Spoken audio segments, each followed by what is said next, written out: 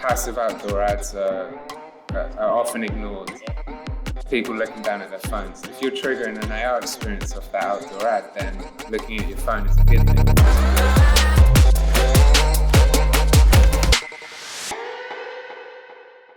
Thank you for coming across and hanging out with me today. Thanks for having me. How you doing today, man? Good seeing you. Very well. You're doing well. Thank you. Awesome. So we're here to talk about stuff that you're connected to and things that you're doing. Kind of give me an idea of like where you came from, how did technology play a whole part in your journey to now into the AR, VR creative space. Cool. So I came from London originally. Right. That's where I'm from. So I moved over to New York 2010. For my sins, spent a lot of time in capital markets, big bank finance. Pretty much worked at all of them. Bank of America, Barclays Capital. As I said, moved out here 2010. Realized pretty quickly I wanted to leave. and really got into this space through what I ended up being an intermediary, which was basically starting a small tech investment fund with some partners, doing a lot of advisory work, very, very much immersed in the startup world. Very much decided this is what I wanted to do.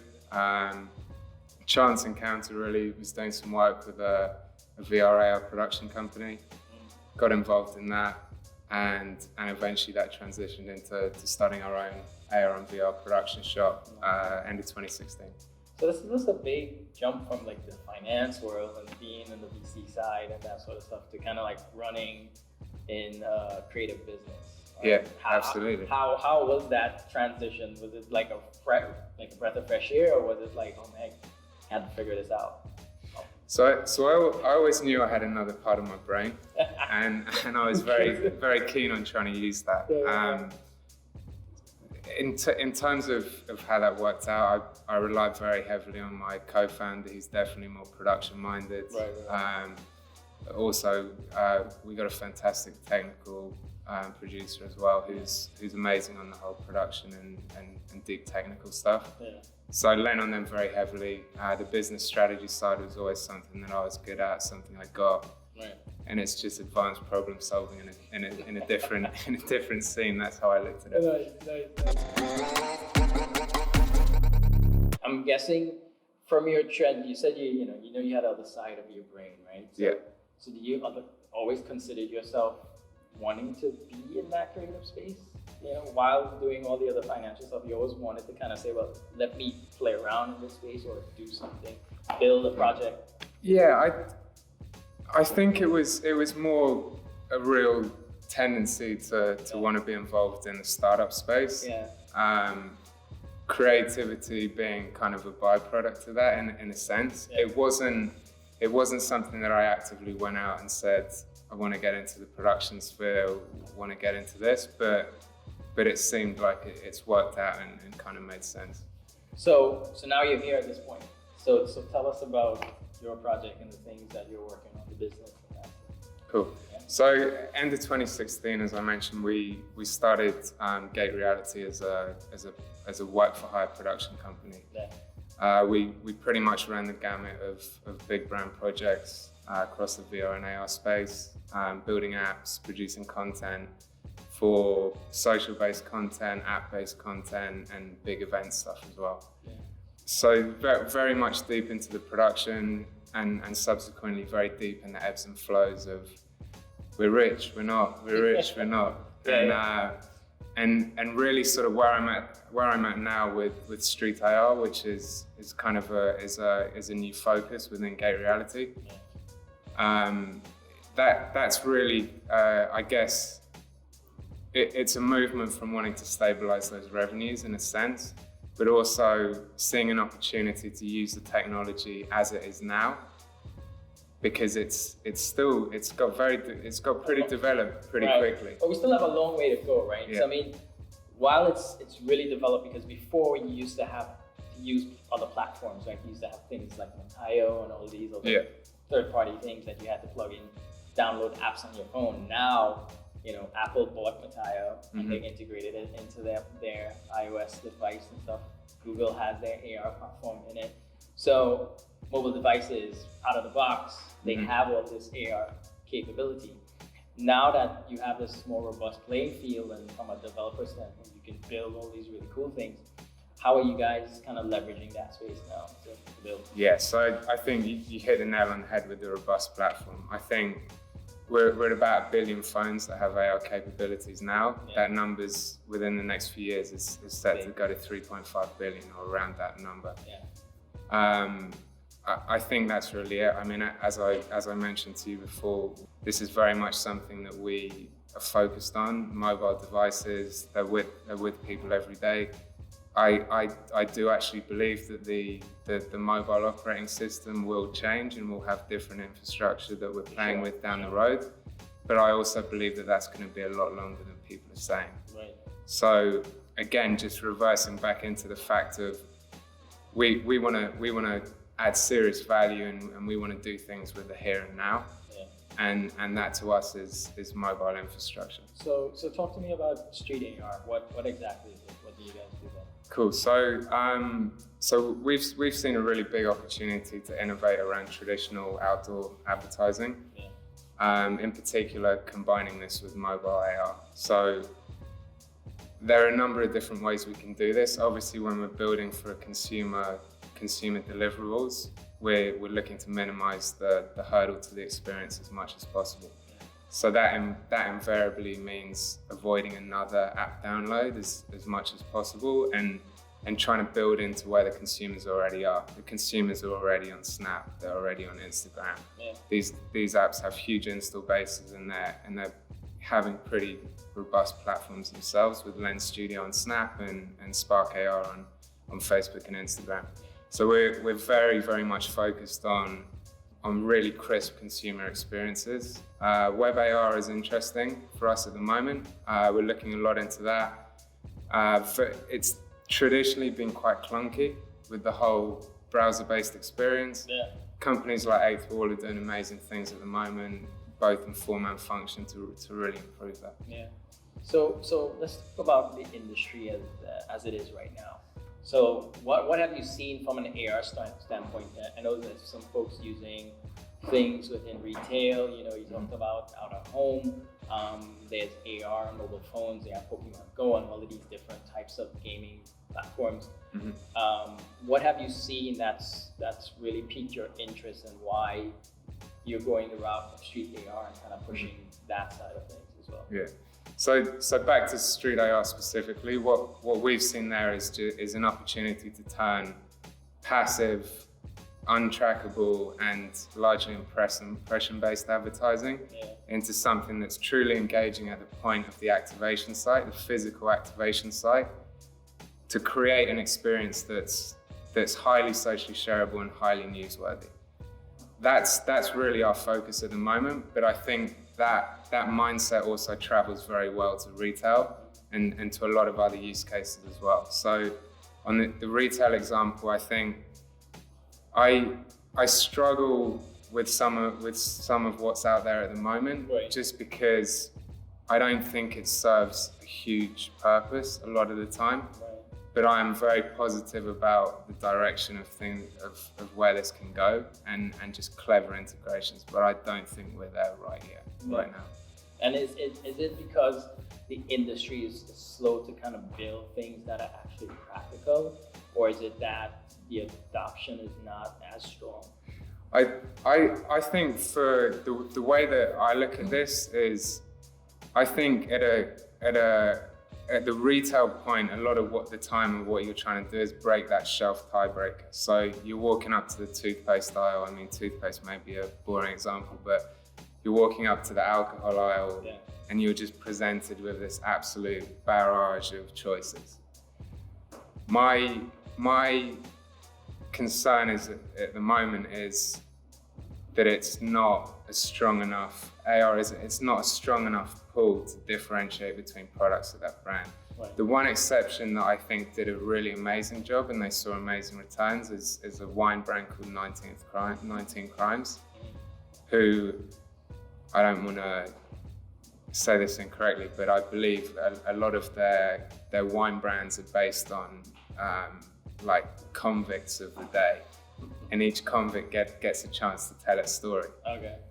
Indirectly, what's happening with that is that's providing a really great use case because it's providing amazing engagement. You're seeing this like head of this criminal moving and telling his story. Right. And that, in a way, I think is a really good example of how that is getting huge brand recognition and pushing the brand forward. The brand, the storytelling, the engagement all together. Exactly. Oh, that's when it's baked in with storytelling as a conversion to sales, which is subsequently what these brands and retail are wanting to get, I think that's where it's very strong, and that's by far the best example I've seen. There's a lot of just in the aisle games that are going on. I question whether they're really doing that much to shift product and really is it engagement? It's not going to be engagement in terms of numbers of people doing it. Yeah. Really the reach and your ROI from a brand perspective is going to be whether that game picks up social traction or picks up newsworthiness. Okay. And I feel like that's where I feel like the outdoor advertising game and subsequent focus for us is stronger. So let's talk about that for a quick second. When you say outdoor advertising, how big are we talking about? How small? Like what's the limit from an AR standpoint that you can actually get when you start thinking out the box? I mean, as big as you want. You got to think big, don't you? I mean, we're primarily focused on premium experiences. Yeah. So we recently did a piece for Universal Music in London. That was a big wallscape. So we if you think about the big billboards and the big wallscapes, they're impactful. The reason that we like hand-painted murals so much is because we're baking this into an existing consumer behavior. That existing consumer behavior is people love these murals. They're already stopping in the street, taking selfies with them, admiring them, even paying people to give them street art tours of them, traveling around the world to see them. So by baking what we're doing into that existing consumer behavior, and by the way, we're not physically altering the mural or the outdoor ad in any way whatsoever. Yeah. This is an opt-in AR experience, but it's working together as a package to ultimately connect offline and online audiences. Where do you see the industry going? So with AR and VR, where do you see things going from like next 5 years? Because it's a unique space where the technology is getting better, right? Phones are getting stronger. Oh, 5 years, man! It's 5 minutes in this space. Exactly. It's it happens super fast. But like, where do you see the creativity? Where do you see the engagement? How do you see changing? I mean, look, there's new releases that Oculus are doing with these head-mounted displays. Magic Leap are doing their thing. Exactly, the Quest and the new Rift. That's right, yeah. I mean, look, they're doing amazing stuff with the technology in these headsets. Facebook at the F8 conference, I think it is. They just released an amazing one sensor body tracker tracking the movements, which is a huge step forward. Yeah. I mean, the technology is coming on leaps and bounds. I mean, as I've said before, we are very much focused on mobile AR at the moment, just because this is the device everyone has. Yeah. I think there's a huge and amazing use case, and there will always continue to be for gaming, for these head-mounted displays. Magic Leap are doing their thing, but people aren't going to be wearing these things in the subway. Everybody has a device now, right? So everybody uses some kind of smart device. But not everyone has these head-mounted displays. VR by definition is an isolating technology. Right. You pull the headset over your eyes, and you're disappearing to wherever the creators are taking you. Yeah. It's hard for that to be social unless it's within obviously social VR experiences, which is another thing. But I make a strong dissociation with the gaming sphere and the consumer sphere. I think most of the innovations, most of the really cool use cases, especially that I'm interested about, are going to be on the advertising side. What about a merger of two of them into like one experience? I'm gonna have to think about that for a bit, but yeah, why not? Because I mean, you look at things like you have Pokemon Go, the engagement on that was huge when it came out because it was something different that can Yeah. run around the real world and do things in a community-based type of environment. Mm-hmm. And then you look at, I've seen really good retail for like a sneaker, right? Where there's a white version of the sneaker and you pick it up and then you can actually, in an AR, browse all the different flavors, all the different colors right Yeah. there and then. And from your phone, you can actually place the order to see what comes out. So there's a whole bunch of different things that I've seen within the space. And I think in the future, I think you would see this merger of real-time commerce around AR. It's like even the things that you're doing with the out-of-home. It's like being able to, in the palm of your hand, instantly from an ad that's on a wall, an experience that's on the wall, to potentially do certain things and buy certain things or get an experience that takes, you go to your house. Yeah. And the experience still continues after the fact, you know? Yeah. I think the engagement is like... I think that's absolutely the case. I mean, what's one thing that's going to happen is passive outdoor ads are often ignored. Yeah. People looking down at their phones. If you're triggering an AR experience off that outdoor ad, then looking at your phone is a good thing. That's what we want to happen. I think there are obvious extensions. Instagram and Snap are both playing around with shoppable experiences. Correct.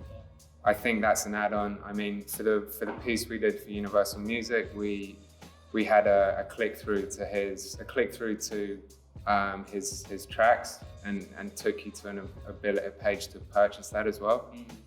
I think that's a no-brainer. I mean, and that's definitely here now and it's coming in a huge way.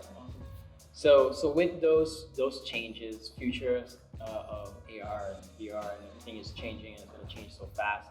Where do you see yourself with street art? Where do you see it positioned and moving to? I don't know. That's a tough one. I mean, I think my first thing is getting to these CMOs, brand marketers, and telling them that they want to do this and proving the ROI. I mean, this. But how hard is it to prove that though? Because I mean, from what I've seen within the industry, they're looking for new things to kind of adapt, right? Because traditional marketing, traditional advertising is not working, right?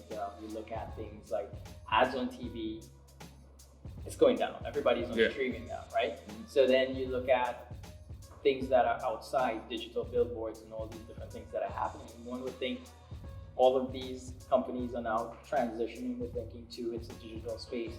Things are in that sequence of thought processes and creativity. We want to put our money there. Have you seen it differently, or you have a No. I think that's absolutely the case. I mean, out of home globally is growing. The majority of this is obviously digital. It's very much. I think if it hasn't already, I think digital spend generally across category. It was the first year last year that it overtook traditional. I think in the out-of-home space, that's due to happen next year, 2020. Don't quote me on that, but I think that's what it is. Digital is going to continue to grow. Digital out-of-home continue to grow very fast. I mean, it's with programmatic as well. It's very easy to book, see inventory, book your space, and react to real-time metrics as well. So I think that's a no-brainer. I think what is slightly more challenging for what we're doing specifically is you look at our activation and what we would do for the clients. There's two parts to it. There's the traditional out-of-home piece, which brands are very familiar with, know how to price. What they're not as familiar with is the AR overlay, the piece that we do, the experience we build on mobile AR, and showing a clear ROI on that. We had great results from the Universal thing, so we're able to show that. But I think it's just, from our perspective, it's just it's case study. Yeah. Just to hammer that in, show use cases across the board. So with all that, then let's say if you had one thing, or what mark do you want to kind of set into the technology space? If somebody looks at street art and gate reality, what one thing you want them to kind of attach to and say, yeah, they're good for this? Well, I want them to know it was us who did it for a start. But is it from a creativity standpoint or from a technology innovation standpoint? or is it like a mesh of? I think it's definitely a mesh. I mean, there's nothing hugely proprietary per se about what we're doing. Yeah. We're using existing technology infrastructure. I mean, there's not no barrier. Like there's relatively complex asset building and modeling that goes into these experiences, but it's not something that we have a pattern over and can control. But it comes from the creativity side and understanding what the brand is and how to kind of express that through very absolutely, and it's a strategy thing, really. Yeah. Like it's the thing that really excites me is finding a use case for the technology now and something that can really stand on its 2 feet and bring the whole advertising industry forward. And I genuinely, wholeheartedly believe that this is a new media property, and it's going to be big, seen as one of the categories. I think it's going to be pretty big. Yeah. I think once the fear of are we wasting money is gone, and people start to see, as you said, the ROI, I think it's going to be a pretty big space because it's limitless, right? So just like how you have digital out-of-home advertising, where you can swap and change and pull content from whatever, I think this is super key, but this is in the consumer's hand. So that's it, yeah. You know what I mean? So it's they're taking the action and they're actually doing the thing, and you can kind of sky's the limit with that. You know? It's also dwell time with your messaging as well. Yeah. Like you're changing something that is traditionally walked past. It may be seen, but it's going to be seen for a couple of seconds. Right. You're changing it to if someone's looking at their phone doing the experience, they're engaged with the messaging and the story that you're telling. And I guess what I would say to brand marketers and CMOs who are hopefully listening to this is it's such an amazing opportunity for the brand to tell their story. I would say get into the story more. This is an opportunity to tell the story. Don't paint a bottle of beer on the side of the wall. That's what I was just about to say. Paint a scene and then augment that scene. How does that change the way that, I don't want to use market, but the way that we engage and interact, right? Because before Instagram and before all of these other places, nobody was really concerned about what story are we telling outside of putting an ad on TV. Yeah. Right? Mm-hmm. So with AR, how do you see it changing the way brands actually start involving people into their content and their story and the makeup of what they're trying to say? Not necessarily about their product, but about them themselves. You know? I think the brands wanting to be associated with stories and tell these stories is nothing new. But especially with the rise of all these direct-to-consumer brands, an example would be, Away, for example. Away is selling suitcases. Yeah. But they're not just selling suitcases, they're selling a lifestyle. They're selling you're the world traveler, you have everything you need with you, you're going to do your thing. Yeah. They're selling that lifestyle, really. This is just such an amazing opportunity to just deepen that messaging and not just paint a suitcase on the side of a wall, really. Correct. Ed, thanks for coming across, man. Thank you, man. A pleasure. And as always, if you need anything, let me know. It's good connecting to good people. Cool. Yeah? Appreciate it. Thank you.